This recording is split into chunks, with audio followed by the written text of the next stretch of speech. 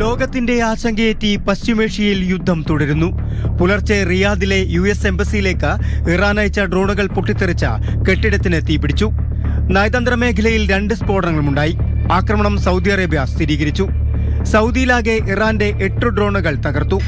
Embassy ആക്രമണത്തിന് Iran കനത്ത വില നൽകേണ്ടി വരുമെന്ന് അമേരിക്ക മുന്നറിയിപ്പ് നൽകി. മിഡിൽ ഈസ്റ്റിലേക്ക് കൂടുതൽ ഇന്ധനം നിറയ്ക്കുന്ന വിമാനങ്ങളും യുദ്ധവിമാനങ്ങളും അയക്കുന്നുവെന്നും US അറിയിച്ചു. ഇറാനിൽ ആക്രമണം നടത്തുന്നതിന്റെ കൂടുതൽ ദൃശ്യങ്ങൾ US സേന പുറത്തുവിട്ടു. ആക്രമണ സാധ്യത കണക്കിലെടുത്ത കുവൈത്തിലെ US എംബസി അടച്ചു. ജനങ്ങൾക്ക് ആശങ്ക വേണ്ടെന്നും അഭ്യൂഹങ്ങൾ വിശ്വസിക്കരുതെന്നും ഗൾഫ് രാഷ്ട്ര നേതാക്കൾ ആഹ്വാനം ചെയ്തു. ജനങ്ങളുടെ ആശങ്ക അകറ്റാൻ UAE ദേശീയ നേതാക്കൾ വ്യാപാര കേന്ദ്രത്തിലെത്തി ജനങ്ങളെ അഭിവാദ്യം ചെയ്തു.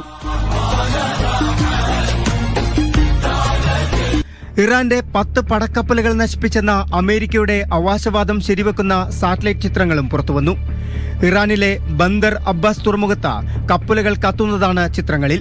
വടക്കൻ ഇസ്രായേലിലെ റാമത്ത് ഡേവിഡ് വ്യോമത്താവളം ആക്രമിക്കാൻ ലബനീസ് സായുധ സംഘമായ ഹിസ്ബുള്ള അവകാശപ്പെട്ടു. എയർബേസിലെ റഡാർ സൈറ്റും കൺട്രോൾ റൂമും ആക്രമിച്ചെന്നാണ് വിവരം.